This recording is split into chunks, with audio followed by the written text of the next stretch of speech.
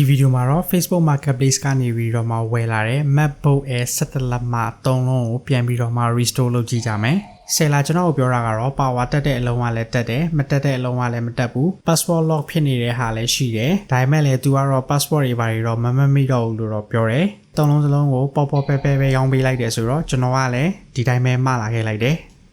ဘယ်ဘက်အလုံးနဲ့ညာဘက်အလုံးကတော့ဖွင့်လိုက်တာနဲ့ power တန်းတက်တယ်အလဲတစ်လုံးကတော့မတက်လာဘူး question mark folder လေးပြနေတဲ့အလုံးကတော့2012 model ဘာမှမတက်လာတဲ့အလုံးကတော့2014 model ညာဘက်တောင်းဆုံးကတော့2015 model ဖြစ်ပါတယ်2012 model အလုံးက question mark folder လေးပြနေတယ်ဆိုတော့အထဲမှာ operating system ပဲမရှိရလားသူ့ထဲမှာပါတဲ့ solid state drive ကပဲပြတ်တာလားဆိုပြီးတော့ကျွန်တော် recovery mode ထဲကိုဝင်ကြည့်တယ်ဒါပေမဲ့လည်းဝင်လို့မရဘူး firmware passport lock ခံထားပါတယ်ဆယ်လာကလည်းဒီ passport ကိုမမှီတော့ဘူးဆိုတော့ကွိုင်ပဲပေါ့နော်အဲ့တော့ဒီဗီဒီယိုမှာ firmware passport lock ပါဖြုတ်ကြမယ်2014 model ကတော့ MagSafe တက်လိုက်တာအားလီတော့ဝင်တယ်ဒါပေမဲ့လည်းဆက်ကဘလို့မကိုတက်မလာတော့တဲ့အနေအထားမှာရှိတယ်2015 model ကတော့ OST ကို boot တက်တယ်ဒါပေမဲ့လည်း user passport ခံထားတယ်ကျွန်တော် passport 134တို့ admin တို့ဘာလို့စမ်းပြီးတော့မှထည့်ကြည့်တယ်ဒါပေမဲ့လည်းပွင့်မလာဘူးပေါ့နော်macOS အဟောင်းနေမှာက user passport ကို reset လုပ်ရတာလွယ်တယ်တကယ်လို့များအထဲမှာရှိတဲ့ solid state drive ကို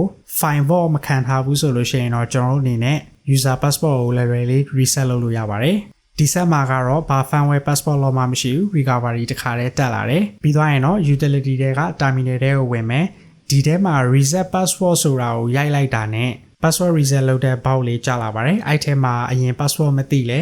ကိုအခုထားမဲ့ passport ကိုရိုက်ပြီးလို့ရတယ်ကျွန်တော်ကတော့လွယ်လေး3-4လုံးပဲထည့်ပြီးတော့မှ restart ချလိုက်တယ်အခုနီလန်က SSD ကို file vault နဲ့မခတ်ထားမှဒါမျိုးလုပ်လို့ရတာပေါ့နော်နောက်တစ်ခုရှိတာက passkey တွေဘာတွေသုံးနေဆိုလို့ရှိရင်လည်းသူက passkey ရဲ့ password ကိုတော့တွားပြီးတော့မှ reset မလုပ်ပေးဘူး user account ကိုပဲ reset လုပ်ပေးတာဖြစ်ပါတယ်ပထမဆုံး OST တက်လာတဲ့2015 model မှာတော့ macOS Mojave နဲ့လာတယ်processor ကတော့ 1.6 GHz ကိုမှ Wi-Fi နဲ့လာတယ်ပြီးသွားရင်သူက ULT ပေါ့နော် ultra low power လုံးဝဆက်အနေနဲ့အတွက်ထုတ်ထားတဲ့ Intel processor graphics ဆိုလို့ရှိရင်လည်း Intel HD 6000ပါတယ် RAM ကတော့ 4GB ပဲရှိတယ် internal SSD ဆိုလို့ရှိရင်လည်း 120GB ပဲရှိတယ်ဒါကတော့2015တုန်းက MacBook Air ထွက်လာတဲ့ standard ပေါ့နော် laptop ကိုကျွန်တော်တို့အပြင်ပိုင်းကြည့်လိုက်တယ်ဆိုလို့ရှိရင်ဖုံတွေကလည်းတော်တော်လေးကိုများတယ်ပေါ့နော်မန်နဲ့ body ကြားထဲမှာသဲတွေကလည်းတော်တော်များများကတ်နေတယ် body မှာဆိုလို့ရှိရင်လည်းအခုလိုမျိုးကြီးတွေလားဘာတွေကတော့မသိဘူးဝါလေးရှိပါတယ်ဒါကိုကျွန်တော်တို့တန်ရှင်းလုပ်ရမယ်အရင်ဦးဆုံးကတော့ကျွန်တော်အောက်ကကာဘာကိုဖြုတ်ပြီးတော့မှအထဲကြီးလိုက်တော့အထဲမှာတော့အလောက်ထိတိတ်ပြီးတော့မှဖုံနေပါတယ်မရှိဘူးကျွန်တော်ကတော့ brush နဲ့ပဲအသားအရာတန်ရှင်းဒီတိုင်းလုပ်လိုက်တယ် logic book ကြီးတစ်ခုလုံးတော့ဖြုတ်နေတော့ဘူးပြီးသွားရင်တော့တစ်ဆက်တည်းကျွန်တော်တာမယ် paste ပါလဲလိုက်ပါတယ်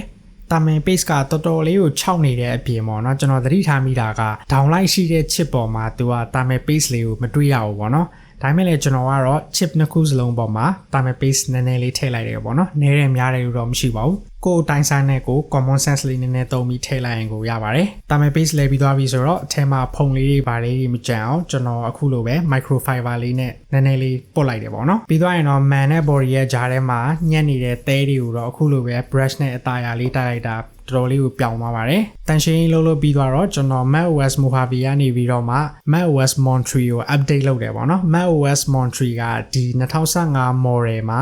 နောက်ဆုံး official support ပေးတဲ့ macOS ဖြစ်ပါတယ်ကျွန်တော်သတိထားမိတာကဒီ macOS Monterey က MacBook Air 17 လက်မှမှာတော်တော်လေးကို smooth ဖြစ်သေးရပေါ့နော်YouTube တွေဘာတွေကြည့်ရတာလောက်ကတော့အေးစစ်စစ်ကြည့်လို့ရတဲ့အနေအထားမှာရှိတယ်ဒါပေမဲ့ pace အသစ်လဲထားတာတော့မှစက်ကတော်တော်လေးကိုပူပါတယ်browser tab လေးနှစ်ခုလောက်ပဲသုံးတာကို fan ကတော်တော်လေးကိုလဲပါတယ် display ကလည်းအဲ့လောက်ထိကောင်းတဲ့ထဲမှာမပါဘူး speaker ကလည်းတအားကြီးကြဲကြဲကြီးမထွက်ဘူးပေါ့နော်ဒီဘက်ခင်းနဲ့ရှင်ကြည့်လိုက်မယ်ဆိုလို့ရှိရင်တော့တော်တော်လေးကိုကွာတယ်ဒါပေမဲ့လည်း Intel 5 generation ကိုမှ RAM 4GB နဲ့ဆိုတော့အများကြီးတော့တွားပြီးတော့မျှော်လင့်ထားလို့မရဘူး surprise ဖြစ်သွားတာကတော့ online အတွက်သုံးမယ်ဆိုလို့ရှိရင်တော့ ACC သုံးလို့ရနေသေးတယ်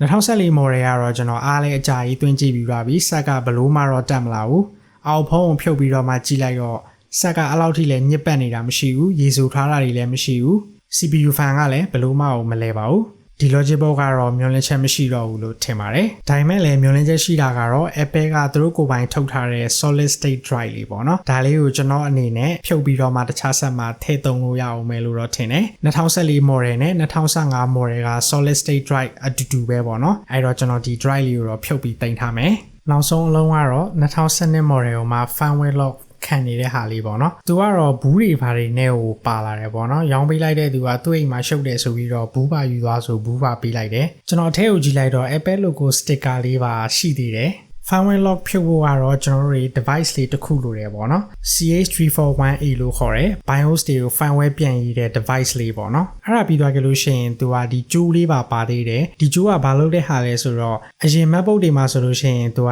EFI နဲ့ချိတ်တဲ့ connector လေးပါတယ်အဲ့ဒီမှာသွားချိတ်ပြီးတော့မှ firmware ပြန်ပြီးတော့ပြင်လို့ရတယ်ဒီကြိုးမပါဘူးဆိုလို့ရှိရင်တော့ logic board ပေါ်က EFI chip လေးကိုဖြုတ်ပြီးသွားကြလို့ရှိရင်သူ့ထဲမှာ boot တေးသေးလေးပါတယ်ပေါ့နော်အဲ့ပေါ်မှာတက်ပြီးသွားခဲ့တော့မှ program ပြန်ရေးပေါ့နော်အဲ့လိုမျိုးလုပ်ရတ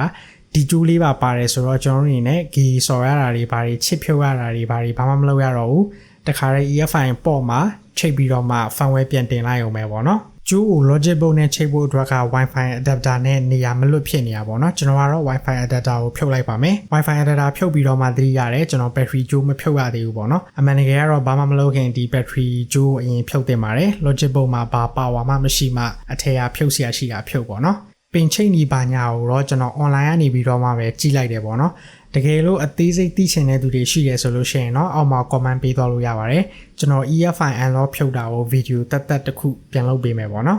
ဒီ EFI ကျိုးမှာက connector ချိတ်တဲ့ဟာလေး3ခုပါတယ်2012 model ကနေပြီးတော့မှ2019 model ထိပါတယ်အဲ့ထဲမှာဒီ2012 model ကိုချိတ်ရတာကအလဲရတစ်ခုလေးပေါ့နော်ဘီနာမှာလည်းသူကစာလေးတွေရေးထားပြီးတယ်ဘယ် model ဆိုလို့ရှိရင်တော့ဘယ် connector နဲ့ချိတ်ဆိုပြီးတော့မှရေးထားပြီးတယ်အကုန်လုံးချိတ်ပြီးသွားပြီဆိုလို့ရှိရင်တော့ EFI lock ဖြုတ်မဲ့ computer မှာ power ကြိုးလေးတတ်ထားပေးရမယ်ပေါ့နော် MagSafe လေးတတ်ထားပေးရမယ် battery ကြိုးကိုတော့ဖြုတ်ထားပေးရပါမယ်သူကအကုန်လုံး connector ချိတ်လိုက်တယ်ဆိုလို့ရှိရင် fan ကလဲပြီးတော့မှ set က boot တက်လာတယ်ပေါ့နော်အမှန်တကယ်ကတော့ကျွန်တော်တို့အနေနဲ့ set ကို boot တက်နေအောင်လုပ်လို့မရဘူးအဲ့တော့ကျွန်တော် power ခလုတ်နှိပ်ပြီးတော့မှ boot တက်တာကိုပိတ်လိုက်တယ်စက်ကလုံးဝ shut down အနေထားမှာရှိနေရပါမယ်။ပန်ကမလဲတော့ဘူးဆိုလို့ရှိရင်တော့ okay ပါပြီ။ဒီဘက်ကကွန်ပျူတာမှာဆိုလို့ရှိရင်လည်းကျွန်တော်2014 model ကဖြုတ်ထားတဲ့ solid state drive မှာ Windows တင်လိုက်တယ်။ပြီးသွားရင်တော့ BIOS program လုပ်တဲ့ဒီ USB device လေးရဲ့ driver တို့ software တို့တခါတည်းထည့်ထားတယ်။ညာဘက်ထောက်နာလေးမှာ device connected ဆိုပြီးတော့မှပြနေတယ်ဆိုလို့ရှိရင်တော့ကျွန်တော်တို့အနေနဲ့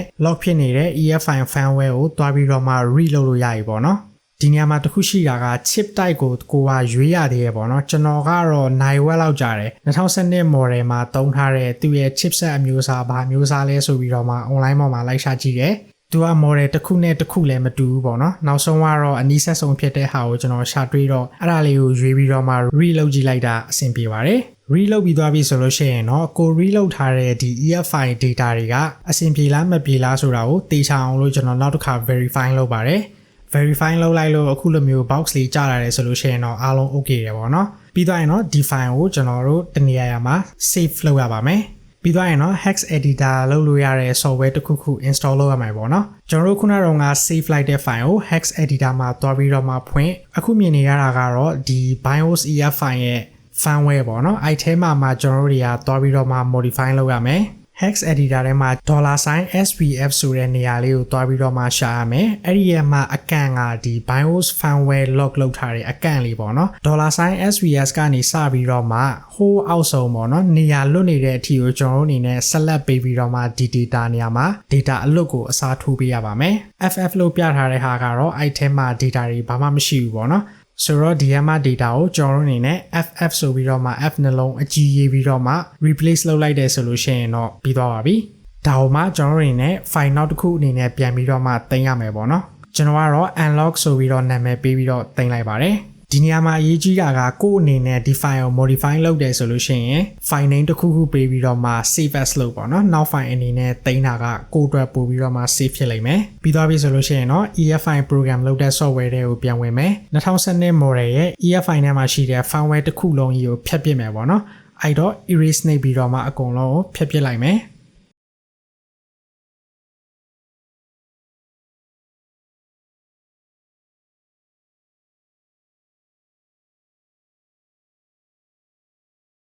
FF လို့ပြလာပြီဆိုလို့ရှိရင်တော့အထဲမှာဘာ data မှမရှိတော့ဘူးဒါဆိုလို့ရှိရင်တော့ကျွန်တော်အနေနဲ့ခုနက modify လုပ်ထားတဲ့ unlock file လေးကိုတွားပြီးတော့မှ write လုပ်လို့ရပါပြီဒီ software က write လုပ်ပြီးတော့မှ data တွေမှန်ဆိုတာကိုတခါတည်း verify လုပ်ပြီးရပါတော့အားလုံး okay သွားပြီဆိုလို့ရှိရင်တော့ဂျိုးတွေပါဖြုတ်လို့ရပြီ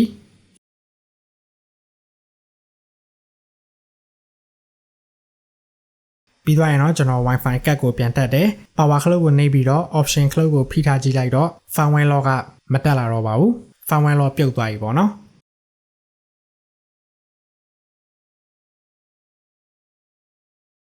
ပြီးတော့သူက Recovery Partition လေးတက်လာတယ်အဲ့ဒါကိုမှတေးကြအောင်လို့ကျွန်တော် macOS Catalina ကို bootable USB stick လေးလောက်ထားတယ်ပေါ့နော်အဲ့ဒါလေးထိုးကြည့်လိုက်တော့အဲ့ဒါလေးပါတက်လာတယ်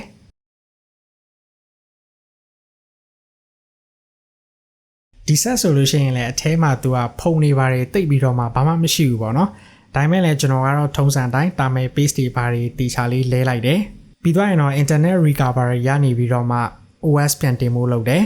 2012 model ဆိုတော့လေ internet recovery ကဟိုးရှေ့ခေတ်ကပုံစံနဲ့တက်လာတယ် OS 10 kit ပေါ့နော် disk utility တွေကိုတွားကြည့်လိုက်တော့သူ့ထဲမှာပါတဲ့ solid state drive က 60GB လို့ပဲပြောမလား 64GB လို့ပဲပြောမလား 60GB ပဲလို့တော့ဒီထဲမှာရေးထားတယ် macOS ပြန်တင်မယ်ဆိုတော့ဒီ drive ကိုကျွန်တော် format ရိုက်လိုက်တယ် internet recovery ရနေပြီးတော့ကြာလာတဲ့ macOS installer ကဒီဆက်နဲ့အတူပါလာတဲ့ OS ကြာလာတာပေါ့နော်ဒီမှာဆိုလို့ရှိရင်တော့ OS 10ကိုမှ Mountain Lion နဲ့လာတယ် install လုပ်ရတာကတော့ဒီတိုင်းလေးပဲ install လုပ်သွားလို့ရတယ် Mountain Lion ရဲ့ welcome screen က Steve Jobs ကိုတော့မှသတိရသွားစေပါတယ်အရင်ခေတ်က macOS ပေါ့နော်ဒါမှတကယ် liquid glass လို့ပြောရမှာကျွန်တော်တို့ about ထဲကိုဝင်ပြီးတော့မှကြည့်ရဆိုလို့ရှိရင်ဒီ model က 1.7 GHz ကိုမှ i5 Dual Core နဲ့လာတယ် Ivy Bridge လို့ထင်တယ် third generation ဖြစ်လိမ့်မယ် solid state drive ကလည်း gig 60ပဲရှိရဲဆိုတော့ဘာမှတော့တိတ်များများဆဆထည့်လို့မရဘူး Mountain Lion မှာကကျွန်တော်တို့ internet တွေဘာတွေကြည့်လို့မရဘူးဆိုတော့ကျွန်တော်ကဒီ2012 model နောက်ဆုံး support ပေးတဲ့ macOS Catalina ကိုတင်လိုက်ပါတယ် 10.15.7 ပေါ့နော် Mountain Lion နဲ့ macOS Catalina ကိုကျွန်တော်ရှင်းကြည့်ကြည့်တာ Mountain Lion က 17GB လောက်ပဲနေရာစားတယ် macOS Catalina ကျတော့သူက 19GB လောက်ကိုနေရာစားပါတယ်2012 model ကလည်း YouTube တွေပါတယ်ကြည့်ရဆိုလို့ရှိရင်ကိုပဲစက်ကတော်တော်လေးကိုပူပါတယ် RAM က 4GB ပဲရှိတဲ့အတွက်ကြောင့်မလို့သူက swap file တွေတော်တော်လေးကိုသုံးတယ်ပေါ့နော်ကျွန်တော် YouTube tab နှစ်ခုဖွင့်ထားတယ် Reddit tab တစ်ခုဖွင့်ထားတယ်ဒါလေးကိုဖွင့်ထားတာကိုပဲ swap file ကတော်တော်လေးကိုသုံးပါတယ်ကျွန်တော် surprise ဖြစ်သွားတာကတော့တော်တော်လေးကို smooth ဖြစ်တယ်ပေါ့နော်ဒီ2012 model မှာ2015 model မှာဆိုလို့ရှိရင်လည်းအတန်တွင်းထားတဲ့ software ကိုဖွင့်ထားပြီးတော့မှ YouTube ဖွင့်ထားလိုက်တာတော်တော်လေးကိုသုံးလို့ရတဲ့အနေအထားမှာရှိရပေါ့နော်2012 model ရော2015 model ရောဒီဘက်ခင်းနဲ့ရှင်ကြည့်ရဆိုလို့ရှိရင်များများဆဆသုံးလို့ရမယ့်အနေအထားမှာမဟုတ်ပေမဲ့လည်း internet browsing အတွက်လောက်ကတော့ ECC သုံးလို့ရနေတဲ့ဆိုတာကိုကျွန်တော်သတိထားမိတယ်ဘာမှသုံးလို့မရတော့တာကတော့2014 model logic book ကိုကျွန်တော်ဖြုတ်ကြည့်လိုက်တော့ water damage တွေဘာတွေလဲဘာမှတော့မရှိဘူးပေါ့နော်နောက်မှပဲဒီ2014 model logic book ကိုကျွန်တော် AliExpress ကနေပြီးတော့မှမှာကြည့်ပြန်ပေါ့နော်ဈေးနှုန်းကတော့တိတ်ပြီးတော့မှမရှိဘူးဒီ MacBook Air 3လုံးကို marketplace ကနေပြီးတော့ကျွန်တော်ဝယ်လာတဲ့ဈေးက AliExpress မှာရောင်းနေတဲ့2014 model logic book တစ်ခုစားတော့မရှိပါဘူးဘာပဲပြောကျွန်တော်အနေနဲ့ကတော့တန်တယ်လို့ထင်တယ်2012 model ရော2015 model ရောဒီ package ထဲမှာသုံးမယ်ဆိုလို့ရှိရင်တော့ internet browsing လုပ်တာတို့စာရိုက်တာတို့ဘာလို့လောက်ကလွယ်ပြီးတော့မှ